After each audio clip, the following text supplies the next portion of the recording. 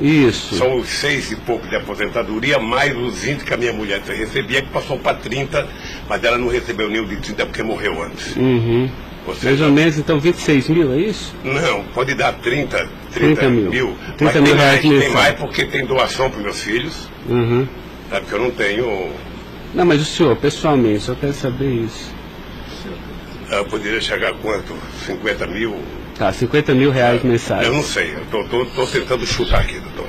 Tá, aproximadamente... Eu posso depois mandar por escrito, sabe, o que... Tá, é porque é importante, porque o juiz precisa fixar O rendimento fixo que eu recebo todo mês é esse, são 6 e pouco da anistia, e era 20, agora passou para 30. 26 mil, então. A Lewis que paga. Tá, 26 mil reais. Depois o advogado manda para o senhor aí tá. O total do rendimento das doações. Tá bom. Estado civil viúvo, tá? 4, nenhum menor de idade. Tá. Grau de instrução do senhor. Grau de instrução. Um curso primário e um curso técnico. Tá. Curso primário e curso técnico.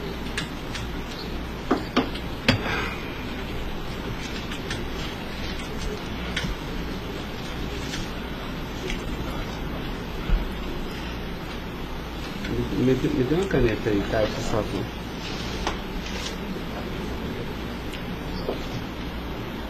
Pode gravar, Caio. Senhor Luiz Inácio, eu vou pedir então ao senhor para responder agora as perguntas no microfone, porque a partir desse momento a audiência vai ser gravada, tá?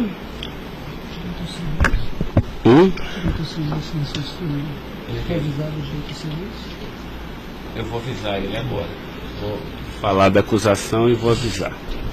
Tá? Tá pronto, cara? Tá. Senhor Luiz Inácio, esse momento é o momento do seu interrogatório, tá? A lei lhe garante o benefício de ficar em silêncio em todas as perguntas que eu lhe fizer, as perguntas feitas pelo membro do Ministério Público, pela defesa dos denunciados, inclusive até pela sua própria defesa, tá? Existem 2 denúncias aqui nessa ação penal, envolvendo Delcídio do Amaral Gomes, André Santos Esteves, Edson de Siqueira Ribeiro Filho, Diogo Ferreira Rodrigues, Luiz Inácio Lula da Silva, o senhor, José Carlos Costa Bunlai e Maurício Barros Bunlai, tá? E em síntese, a denúncia fala da existência de uma organização criminosa, tá? Pelo menos do dia 1º de fevereiro de 2015 até 20 de novembro de 2015.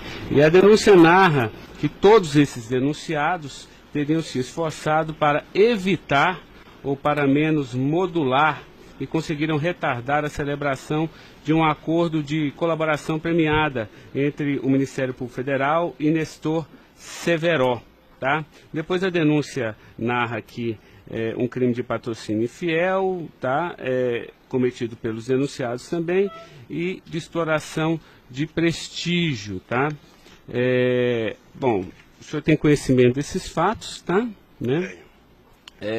Eu lhe pergunto, esses fatos que são descritos na denúncia são verdadeiros, falsos? Eu queria que o senhor fizesse uma explanação cronológica do que aconteceu envolvendo a sua pessoa. Os dados são falsos. Eu queria aproveitar a oportunidade, doutor Ricardo, para dizer ao senhor que eu faço política desde os 23 anos de idade. Comecei em 1968 pelo movimento sindical. Depois fizemos as greves mais importantes desse país, depois do regime militar. Depois resolvemos que o sindicato já era muito limitado para a luta democrática desse país, resolvemos criar um partido político. Participei da criação do mais importante partido político de esquerda da América Latina, partido que fez a maior política de inclusão social na história desse país, partido que fez a maior política de combate à corrupção na história desse país. Se nós analisarmos o que aconteceu de 2003 até dezembro de 2014, a gente vai perceber que o Ministério Público, a Polícia Federal, a Controladoria Geral da República nunca tiveram, e a Controladoria nunca tiveram tanto apoio e tantas mudanças legislativas para melhorar a eficácia do combate à corrupção como nós fizemos.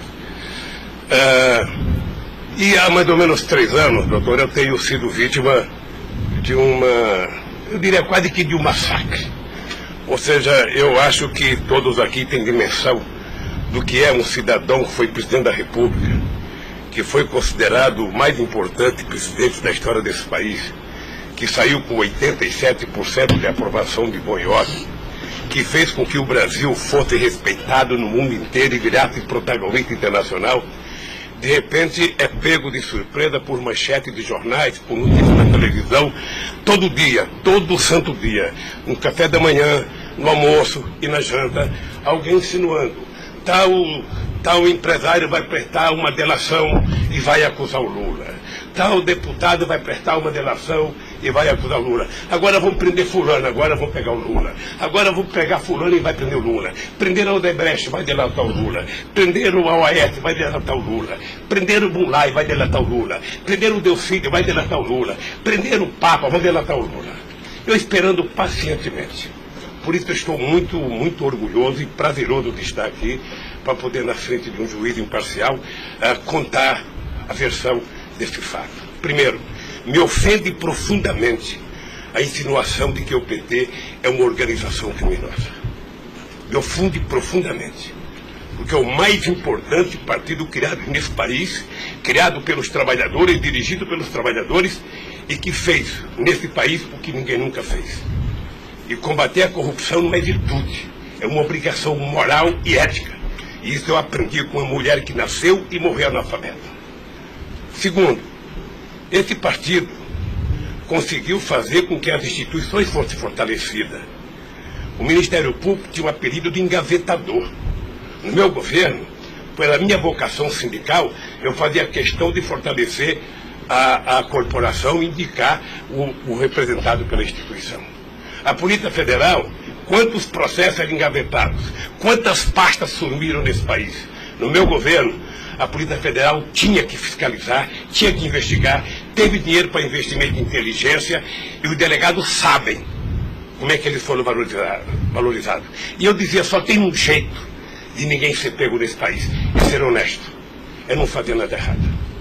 Pois bem, a Controladoria Geral da República não existia. Era uma peça de ficção quando eu cheguei no governo. Eu coloquei primeiro o ministro Valdir Pires, ex-governador da Bahia, depois eu coloquei um juiz, o nosso amigo Jorge Age, que quem conhece sabe que não brinca em serviço. E ele sabe que a ordem que ele recebeu é o seguinte, olha, tem que controlar e tem que fazer com que as pessoas saibam que honestidade não é mérito, é obrigação. Pois bem, e agora eu estou nessa... Só sabe o que é levantar todo dia, sabe, achando que a imprensa está na porta de casa porque eu vou ser preso? Ah, porque não sei quem delatou Lula vai ser preso, porque não sei quem delatou Lula vai ser preso.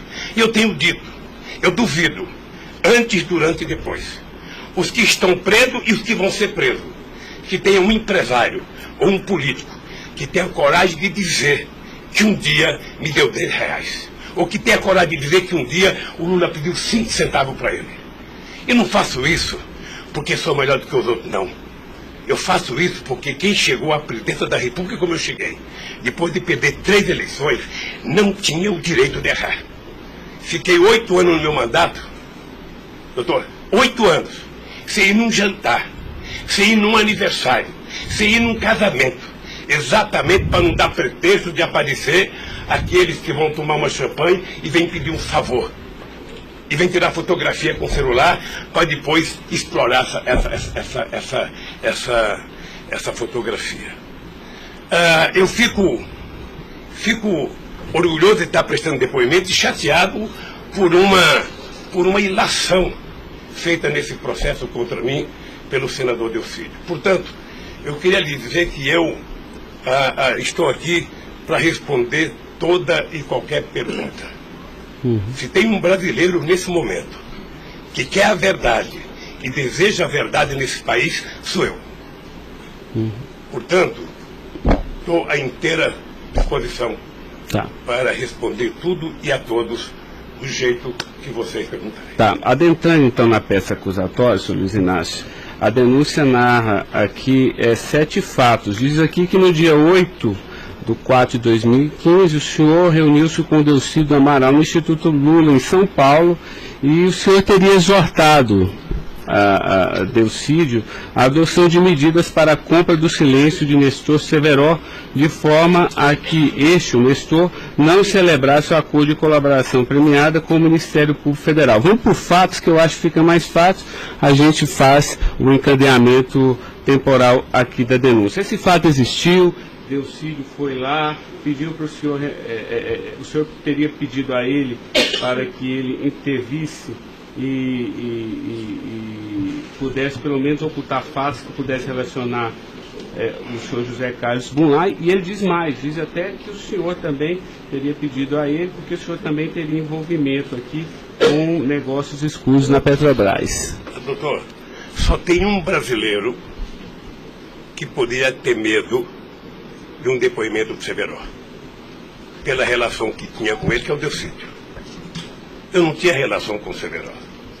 Portanto, eu não tive nenhuma preocupação com o depoimento de nenhum empresário, de nenhum diretor da Petrobras, porque não tem essa relação com eles. Portanto, o Delcídio contou uma inverdade nesse processo. Essa reunião existiu? Deve ter tido muitas reuniões com o Delcídio. Ele era senador da República, era líder do governo, nós conversamos muitas vezes em São Paulo e em Brasília. E com outros deputados. Lá no Instituto Lula? Várias vezes o Delcídio esteve lá. Várias vezes. Ok. Eu iria perguntar por fatos aqui, mas assim, pelo que o senhor está falando, senhor, ele teve lá, o senhor admite que conversou com ele, mas não houve essa conversa para adoção de medidas, o senhor teria pedido para ele, porque o senhor, José Carlos Bunlai é amigo do senhor. Doutor Ricardo, deixa eu dizer uma coisa. Eu não tenho nenhuma razão para ter qualquer problema com o depoimento do Severo. Mas nenhuma razão. Não o conheço, não tive convivência com ele. Portanto, o depoimento do Severo era um problema para o Delcídio e não para mim, que teve uma convivência com ele ainda no governo anterior, antes do meu governo, quando foi diretor de óleo e gás da Petrobras. Não foi comigo. Tá, não surgiu essa conversa, então. Não surgiu, não se tocou. Se o senhor falar da Lava Jato? Doutor, da Lava Jato, hoje no Brasil, a gente fala no café, no almoço, na janta e ainda depois da novela. Mas não porque só passa isso na televisão. Mas não se tocou no nome do Severo. Não tocou, não. E muito menos no nome do Bunlai. Sabe, de que foi pedido coisa para o Bunlai? É um absurdo. É um absurdo. Eu não sei o que o Delcídio esperou fazer com isso. Certamente, depois de preso alguns dias, as pessoas começam a encontrar um jeito de sair da cadeia e resolve jogar a culpa em cima dos outros. Como é que o senhor reagiu quando ele foi preso? Eu tive uma reação que eu sei que ele não gostou, quando ele citou que o juiz da primeira corte, do Superior Tribunal, ele tinha conversado com ele. Eu disse, esse cara é um imbecil, né? Porque mas nem na morte você citaria se você teve ou não uma conversa com a Suprema Corte sobre um processo. Foi essa reação que eu tive e ele me parece que não gostou da minha reação. Eu fiquei sabendo pela boca de alguns advogados que ele ficou muito chateado porque eu disse que ele era um imbecil. Eu não queria ofendê-lo, apenas achei que a atitude foi equivocada. Tá, eu tenho mais alguns questionamentos, mas depois eu faço na medida que os temas forem agitados aqui pelas partes, tá? O Ministério Público, tem perguntas, doutor? Bom dia. Acabei não vendo a sua chegada, mas não revelo. Em nenhuma dessas reuniões o Delcídio comentou sobre o receio que ele teria sobre as delações do Severo? Não, ele não comentou, mas era sabido por todo mundo que acompanha todo esse processo da relação histórica do Delcídio com o Severo. Tem até um livro publicado por uma jornalista da revista Veja que mostra claramente a relação do Delcídio com o Severo. Era muito antiga, sabe? No governo passado, no governo anterior ao meu, porque ele chegou, acho que até ser ministro interino de Minas e Energia. senhor acredita que a referência ao seu nome tenha sido útil para o Delcídio conseguir a delação premiada? Olha, por tudo que eu vejo todo dia na imprensa, eu acho que tem alguém instigando de falar meu nome. Eu fico sabendo de notícia, não sei se é verdade, nos blogs, nos colunistas, de que todo dia alguém vai prestar depoimento e fala o nome do Lula, cita o nome do Lula, cita o nome do Lula. Eu canso de ouvir isso todo santo dia, sabe? É bem possível que eu vi uma entrevista dele na Globo News que parecia que tinha recebido o prêmio Nobel da delação, a disfarçatez, sabe? Como ele estava se desenvolvendo, eu fui no Roda Viva. Ou seja, depois que fazem a bobagem que fez, se é que fez, ele teria que jogar nas costas de alguém. Primeiro, sabe, a minha relação com o Delcídio era uma relação institucional. E ele sabe disso. Voltando um pouco, o senhor poderia explicar a sua relação com o Bunlai? Veja, eu conheci o Bunlai na campanha de 2000. O PT governava o estado do Mato Grosso do Sul. E eu precisava fazer uma gravação para um programa de televisão da campanha para falar com o setor do agronegócio. E aí o governador do PT disse que tinha um amigo lá e me levou na fazenda dele, me parece que em Miranda. E eu fui nessa fazenda, uma boa fazenda. Até depois eu fui pescar nessa fazenda, fiquei 4 dias no Rio Miranda, não peguei nenhum peixe. Mas gravei um programa, foi um programa de sucesso. Depois eu ganhei as eleições e depois estabeleci uma relação com o Zé Carlos Bunlai. Qual é o conhecimento ou participação que o senhor teve na questão do empréstimo do Banco Chain ao PT que teria sido feito com a intermediação do Bunlai? Eu não, já disse isso, eu não tenho nenhum... Fiquei sabendo de que o Bunlai tinha feito empréstimo pela imprensa. O senhor teve conhecimento de que para quitar esse empréstimo, houve a contratação pela Petrobras, da empresa Chain Engenharia, na questão Fiquei da sabendo também pela imprensa, e me parece que numa pergunta que o Ministério Público já me fez. Após esses fatos, sobre a saída do Cerveró do posto da diretoria da Petrobras, há uma informação na denúncia relativa a divisões de indicações por partido de diretorias na Petrobras. Diretoria de abastecimento seria normalmente indicada pelo PP, diretoria de serviços pelo PT, diretoria nacional pelo PMDB. O senhor tem conhecimento disso? Deixa, doutor Ivan, dizer uma coisa que me parece que está virando costumeiro isso no depoimento, que é a falta de compreensão do que significa um governo de coalizão em qualquer parte do mundo. E parece que tem pessoas com dificuldade de compreender isso. Aliás, no depoimento do presidente Fernando Henrique Cardoso, ele foi muito bem ao explicar o que é um governo de coalizão. Quando você ganha uma eleição, um regime presidencialista de coalizão, você tem que montar o governo. Você precisa construir uma maioria no Congresso Nacional para você poder montar o governo. E você não monta a maioria com quem você quer. Porque se você pudesse, você pegaria só suplente que não foi eleito. Mas como o suplente não vota, você tem que fazer um acordo com quem é eleito, com quem tem mandato. E obviamente que você pode fazer um acordo programático, e nesse acordo programático você pode fazer um acordo de participação no governo. Então os partidos que compõem a base do governo participam do governo, indicam ministros, indicam cargos. Todas as pessoas indicadas são pessoas com mais de 30 anos da Petrobras. Eu já disse no depoimento, sabe, que vocês vão ter que ouvir muita gente, o Conselho Fiscal da Petrobras, o Conselho de Administração da Petrobras, sabe, para saber se havia denúncia de corrupção, porque quando nós indicamos as pessoas e quando os partidos indicam, ou seja, se aparecer alguma denúncia de corrupção e aparecer no GSI, essa pessoa não é indicada. Porque qual é o critério? O partido tem um ministro, o partido tem uma bancada. Essa bancada conversa com o ministro. Se indicar um nome qualquer, esse nome vai para a Casa Civil, da Casa Civil passa para o GSI, que é o Gabinete Institucional, faz um levantamento, eu não sei aonde, sabe? E se não tiver nenhuma denúncia, essa pessoa é mandada para o Conselho de Administração e o Conselho de Administração indica. Não é o presidente da República que indica, é o Conselho de Administração. É assim que funciona em qualquer lugar do mundo.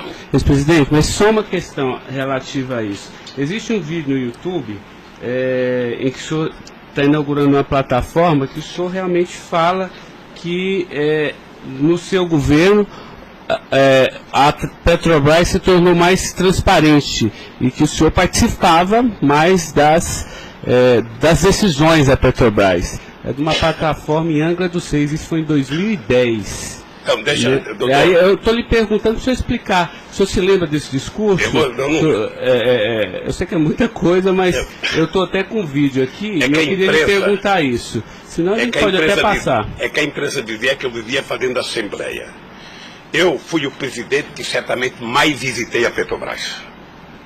Eu fui o presidente que decidi no governo e com a Petrobras de que era importante que a gente recuperasse o poder de construção de plataforma da Petrobras para a gente não importar da Coreia ou da China, que era preciso criar uma indústria petrolífera forte no Brasil. Por isso é que nós aprovamos a Lei de Conteúdo Nacional. 65% de tudo que fosse construído de plataforma ozônica teria que ser feita no Brasil, para a gente ter uma política industrial, para a gente definir uma política de engenharia, de ciência e tecnologia, porque o Brasil é um país grande, o Brasil não pode ser um serviçal, o país não é uma republiqueta. Este país poderia produzir e atender toda a América Latina e atender toda a África que margeia o rio chamado Atlântico. Lamentavelmente. Não, mas a pergunta é o seguinte, é porque o senhor falou que realmente no seu governo, se participava, o senhor participava mais das decisões. Eu não participava, deixa eu mais falar. as decisões. Se o senhor quiser, a gente pode até ter um vídeo, e eu trouxe aqui aí para o senhor explicar. E Delcy também havia falado isso, que depois do mensalão, o governo federal, a presidência da República, participava mais na Petrobras. Isso ele falou. Deixa eu lhe falar uma coisa, o papel do governo, o governo participa na Petrobras através do Conselho da Petrobras. O Conselho da Petrobras tem vários ministros, tinha ministra de Minas e Energia. Tá? Eu, durante todo o tempo da Petrobras, eu só participei de uma reunião de definição da política estratégica da Petrobras. A discussão de investimento para os próximos 20 anos. Se a gente ia recuperar a indústria naval, se a gente ia recuperar a indústria de sonda, de plataforma, se a gente ia discutir, sabe, exportar, se a gente ia fazer a lei de partilha, se a gente ia fazer com que o petróleo voltasse a ser do povo brasileiro, como nós conseguimos fazer. Nessas decisões estratégicas eu participei de uma reunião. Tá, mas de cargo então não. De cargo não. Porque tem o Fernando Soares que fala que o senhor realmente definia também essas questões. Não definia cargo. Quando havia briga no PMDB, ou não. Quem decidia, se não se decidir, era o senhor que realmente... Deixa eu lhe dizer uma coisa para o senhor. O presidente não indica cargo na Petrobras. O presidente recomenda ao Conselho da Petrobras a indicação de tal pessoa indicada por tal partido político a partir da capacidade técnica das pessoas. É assim que funcionava no governo anterior, é assim que funcionava certamente no governo militar, é assim que deve funcionar hoje. É assim que deve funcionar hoje. Porque a Petrobras é uma empresa de engenharia muito poderosa e você não pode ficar colocando gente que não tem expertise para fazer determinadas coisas. Tá. Mas a expressão foi essa aqui, eu anotei. A gente sabe o que acontece lá dentro. O que o senhor quer rever o discurso? Eu não preciso rever, não. Tá. Assim, porque isso me chamou a atenção. A gente sabe, quer dizer, antigamente era uma caixa preta, foi esse o contexto. E agora a gente sabe o que acontece lá dentro. Quais foram os mecanismos que o senhor tomou, então, para que a Petrobras realmente ficasse mais transparente? A fazer com que o Conselho acompanhasse mais as decisões. Porque como a Petrobras é muito grande, entre uma decisão do Conselho da Petrobras, uma aprovação da diretoria e os acontecimentos nas engenharias da Petrobras, são milhares de pessoas que participam daquilo. É por isso que um dia um presidente chegou a falar que ele é uma caixa preta que ninguém sabe. Então vamos tentar saber, sabe? Fazendo com que as coisas funcionem mais democraticamente. Por exemplo, quando nós descobrimos o pré-sal, nós tivemos uma decisão estratégica do que fazer com o petróleo. O petróleo não é das empresas estrangeiras que vêm aqui comprar gás e óleo, não. O petróleo é nosso. Então eles vão ter que pagar para o governo. É por isso que nós aprovamos 75% do ROT para a educação. É por isso que nós aprovamos a partilha, que é o que incomodou muita gente no mundo, o que incomodou as grandes petroleiras. É esse país que tinha complexo de vira-lata, virar dono do seu nariz. Ok. Eu sei que isso incomodou muita gente. Incomodou muita gente no mundo inteiro. Sabe, e agora estão tentando desmontar. Porque um país que não se respeita, um país que não tem soberania, um país que não tem empresas de porte extraordinário como a Petrobras e vende tudo, sabe, sinceramente, não é um país. Ok. Doutor Ivan, só porque o senhor tocou no tema, eu quis aproveitar, tá? Mas pode continuar, pode prosseguir.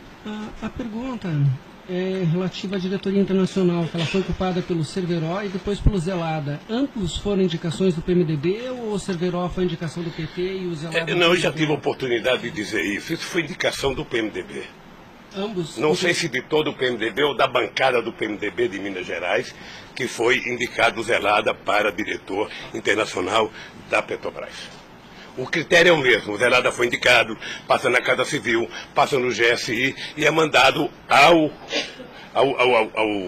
Conselho da Petrobras, que decide. Não, perfeito. Mas e o Cerveró? Ele tinha sido indicado anteriormente pelo PT ou Pelo PMDB. Pelo PMDB Pelo também. PMDB.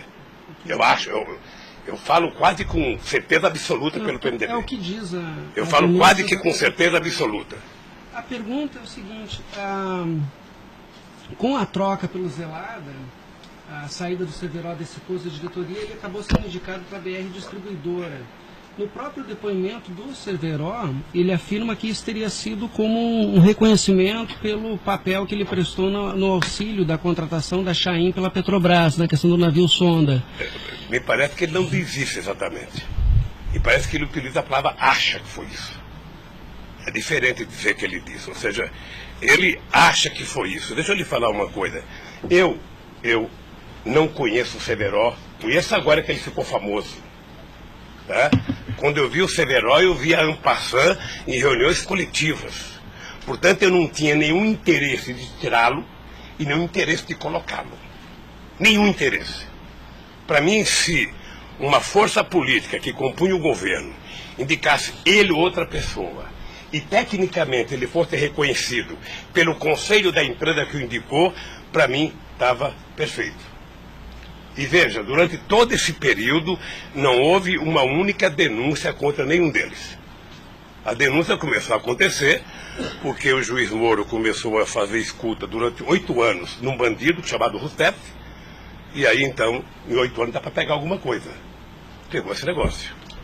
O senhor tem conhecimento de quem teria feito a indicação do nome do Cerveró para a BR Distribuidora? Se foi algum partido? Eu não sei se foi um partido ou se foi através do Zé Eduardo Dutra, que devia ter relação com o Cerveró, porque ele tinha sido presidente da Petrobras. Ele deixou de ser presidente da Petrobras e foi ser presidente da BR. E ele pode ter chamado o Cerveró, ou o mesmo partido que tinha indicado o Cerveró e depois tirou o Cerveró pode ter pedido para ele ir para lá. Eu suponho que seja isso. Ok.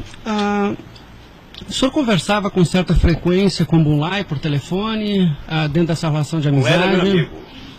Conversava com ele. Com que frequência o senhor... Não sei, querido.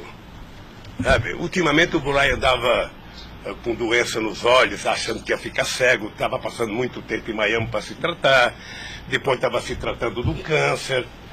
Sabe, eu sei que ele não andava bem nos últimos tempos, com problema de doença. Porque a denúncia cita algumas ligações de um telefone que pertenceria ao Instituto Lula. O senhor utilizava esse telefone do Instituto Lula para conversar com o Bulay também, ou normalmente só o mas seu qual celular? É o crime do Bulay ligar para mim? Não, eu estou tentando esclarecer os fatos, presidente. Eu ligava, eu conversava com o Bulay, tinha um profundo respeito pelo Bulay, um profundo respeito. O Bulay sabe perfeitamente bem que a relação que ele tinha comigo não permitia que discutisse qualquer negócio, porque eu não levo para casa ninguém para discutir negócio. O negócio eu discutia no palácio.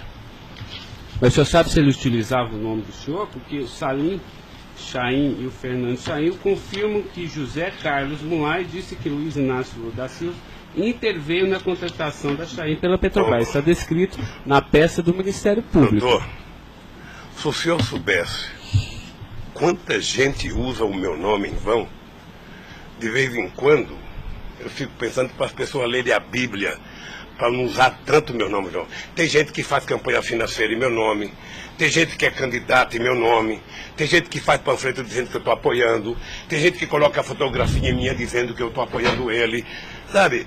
Não tem como fazer isso. Se alguém falou, sabe? Se alguém falou, somente o Zé Carlos Bunlai pode provar isso, ou o Chaí na frente dele. Eu duvido que o Zé Carlos Bunlai, ou algum outro empresário, ou algum outro, desses que já prestaram depoimento, diga que um dia eu chamei ele para conversar sobre tal coisa, sobre qualquer coisa. Sabe por quê, doutor? Porque eu tinha noção de que o único jeito de eu governar esse país dignamente era não permitir qualquer promiscuidade na minha relação com os agentes empresariais ou os agentes políticos. A afirmação seria que o senhor estaria abençoando o negócio da Chaim pela Petrobras. O senhor não... Nem abençoando, nem amaldiçoando, porque eu não sabia.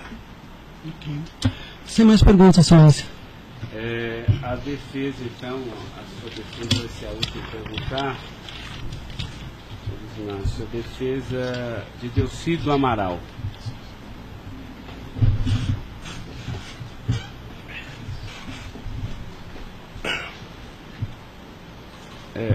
Doutor, alguém vai ter que sair para ele perguntar, tá? Da mesa para que...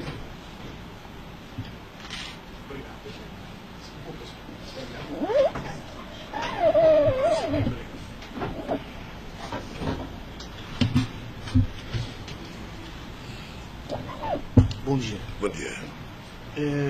O senhor já mencionou que, de sua parte, não haveria nenhum receio na delação de Nestor Cerveró. A indagação que eu faço é se, da parte de Bunlai, seu amigo, se ele lhe confidenciou algum receio da delação do Cerveró. Nunca. Nunca. Nunca. Ele mencionou se conhecia o Cerveró? Quem, o Bunlai? O Bunlai. Não, nunca falou comigo do Cerveró. Nunca? Nunca falou comigo do Cerveró. Nem tampouco o senhor soube se ele... Quem falava comigo do Cerveró era o Delcídio. Uhum. Que era amigo do Cerveró. Amigo do filho do Cerveró. Perfeito. O senhor tem conhecimento se a delação do Nestor Cerveró foi utilizada como um dos fundamentos para a condenação do senhor Bunlai? Não tenho. Não tem conhecimento. Não tenho. Tá certo. Eram só essas as indagações. Excelência, muito obrigado. Obrigado, senhor vice-presidente. A defesa de André Esteves tem questionamentos? Não tem? A defesa de Edson Siqueira Ribeiro Filho.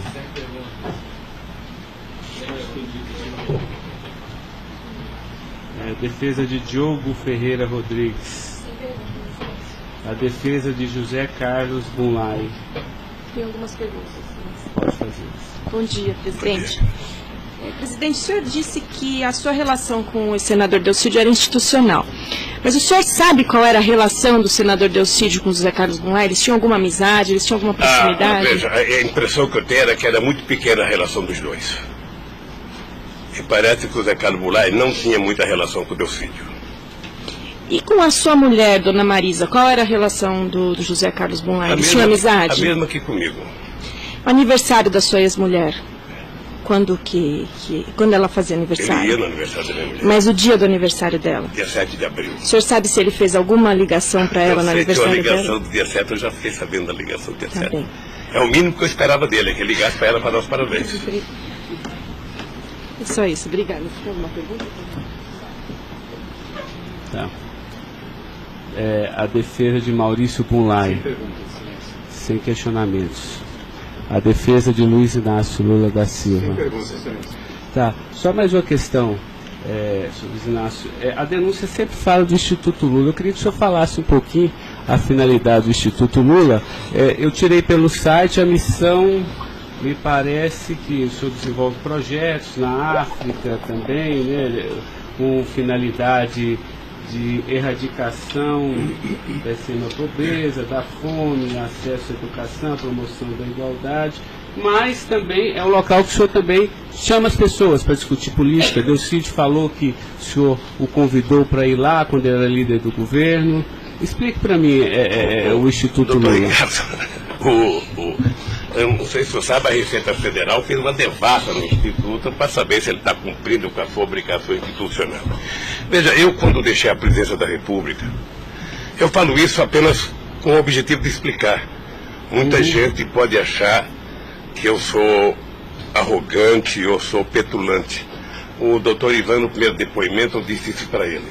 Mas ou seja, crime, viu? quando eu deixei a presidência da República, por conta do povo brasileiro, eu tinha sido presidente, quase que o presidente mais importante do mundo nos 10 primeiros anos do século XXI.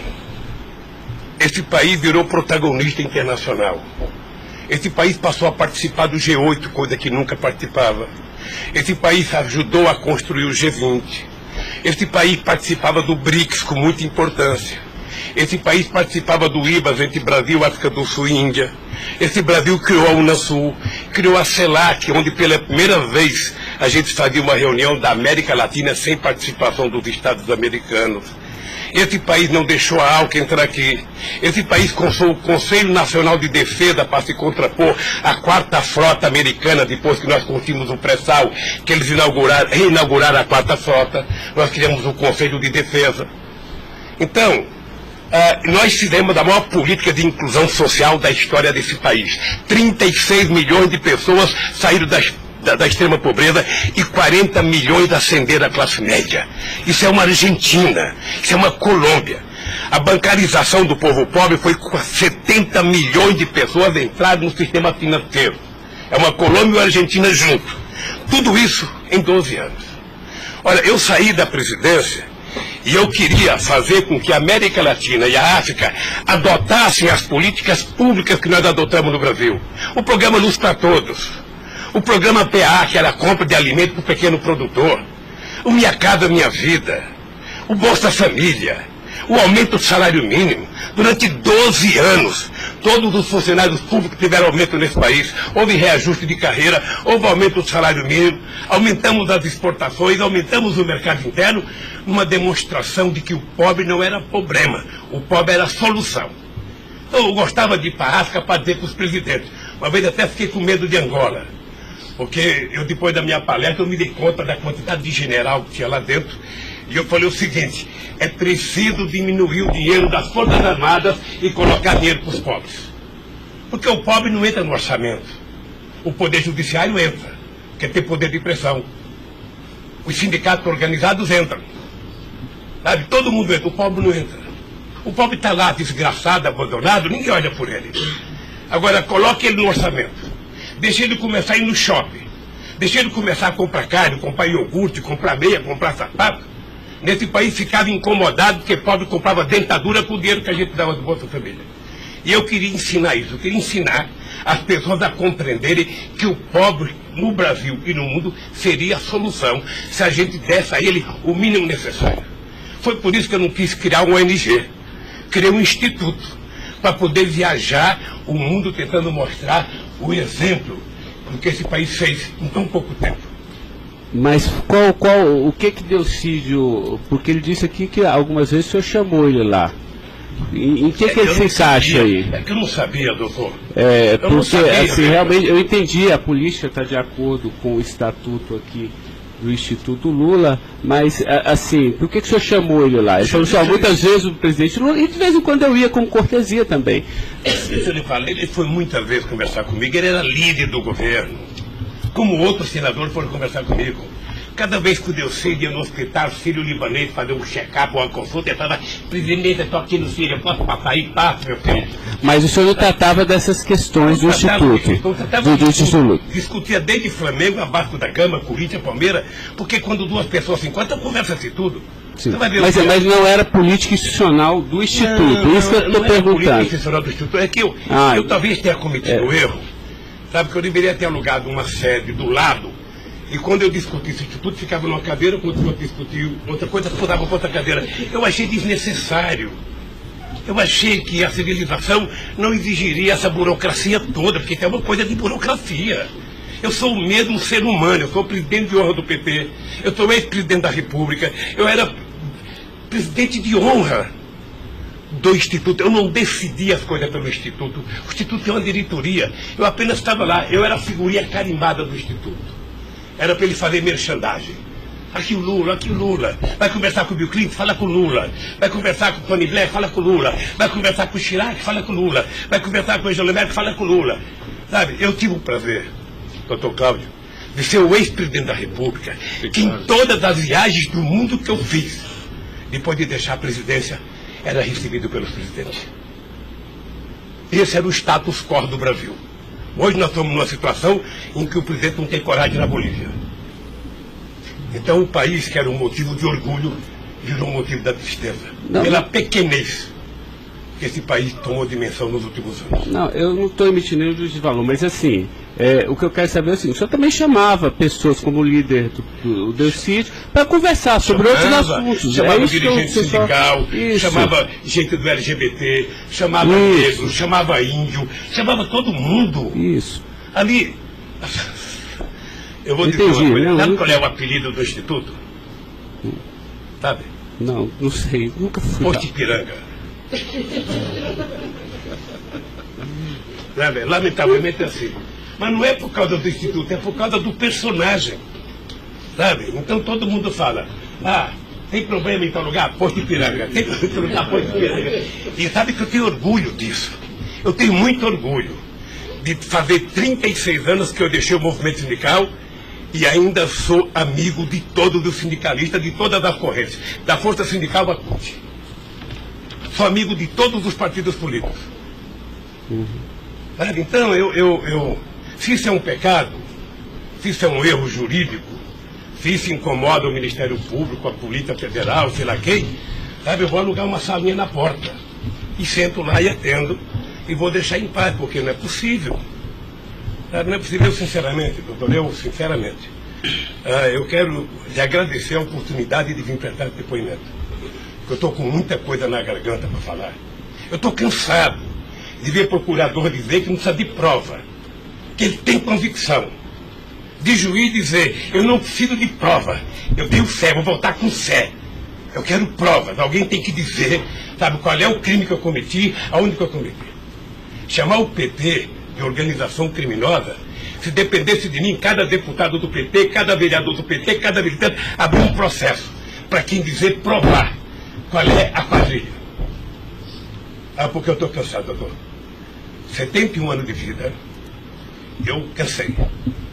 Cansei de ver as instituições que eu ajudei a criar desde a Constituinte, para valorizá-las, desprestigiadas por comportamento pessoal. Gente que não pode abrir a geladeira, que deu a luz, já começa a dar declaração. Gente que liga o barbeador, começa a falar achando que é o microfone do rádio. Eu cansei disso. Eu sempre valorizei o Ministério Público. Eu sempre valorizei a Polícia Federal. E sempre valorizei o Poder Judiciário. Os ministros podem lhe dizer. Eu indiquei quase todos. Nunca pedi para eles um favor pessoal. E não peço. Porque a instituição tem que ser forte, não para me ajudar, para garantir a democracia desse país. Lamentavelmente, tem pessoas que não pensam assim. Eu, quando vejo um jovem procurador ir para a televisão falar 1h30 e depois dizer: não me peçam provas, eu tenho convicção, não dá, doutor. Não dá para aceitar isso como uma coisa séria nesse país que está jogando a cada vez mais a oportunidade de se transformar num país grande. Nós quase chegamos a ser a 5ª economia mundial. Quase chegamos. Por mediocridade não chegamos. Então eu lamento profundamente. Eu gostaria que meu depoimento fosse tudo numa semana só. Para mim poder desvendar os mistérios todos. E acabar com essa hipocrisia. Fulano vai prestar depoimento, fulano vai delatar, fulano vai não ter das coisas, fulano, e o Lula vai ser citado. Quem sabe está na hora de chamar o dono da Globo, da Record, da Bandeirantes para prestar depoimento para ver se eles me delatam. Porque o que eles dizem que vão me delatar, eu duvido que tenham coragem de me delatar, porque não tem nenhuma prova e nunca conversaram comigo sobre qualquer crime. Doutor, eu aprendi a andar de cabeça erguida. E sabe que custa muito. Para quem nasce na elite, não precisa nada. Mas para quem vem lá de baixo, sabe, não deixar ninguém colocar cangaia no seu pescoço, não é fácil. Esses dias eu sei de uma história, de um depoimento, de um processo que eu abri contra uma jornalista, até vou contar isso que ninguém sabe aqui. E eu acusei uma jornalista que falou, em qualquer país democrático do mundo, ela seria presa, porque ela falou de um presidente da República. E ela foi prestar julgamento. E a advogada, acho que a nossa advogada, me chamou de doutor. Aí o juiz começou a rir. Ah, mas ele não é doutor? Ele não é doutor? Como é que você chama ele de doutor? Não, eu estou chamando dele de doutor porque ele tem vários diplomas de doutor honoris causa. O juiz deu uma gargalhada e pouco tempo depois inocentou a jornalista. Eu vou recorrer até a Suprema Corte. Aos 71 anos eu não sei quanto tempo de vida que eu tenho, mas eu tenho fé em Deus de ver essa jornalista ser lutada. Porque, em nome da liberdade de imprensa, ninguém pode avacalhar a vida dos outros. Ninguém pode. E o que eu estou vendo nesse processo? Tem gente que acha que eu sou contra a Lava Jato. Pelo contrário, eu quero que a Lava Jato vá a fundo para ver se acaba com corrupção. O que eu sou contra é tentar criminalizar a pessoa pela imprensa e não pelos autos do processo. O que eu sou contra é execrar, é condenar. Eu conheço pessoas que tivessem liberdade seriam mortos na rua. Tal é. Sabe quantas horas eu tenho de notícias negativas contra mim no Jornal Nacional em 8 meses, 16 horas? Nenhum político no mundo aguentaria isso. E eu vou matá-los de raiva, porque toda pesquisa vai aparecer na frente. Para eles saberem que nem sempre eles podem brincar com as pessoas.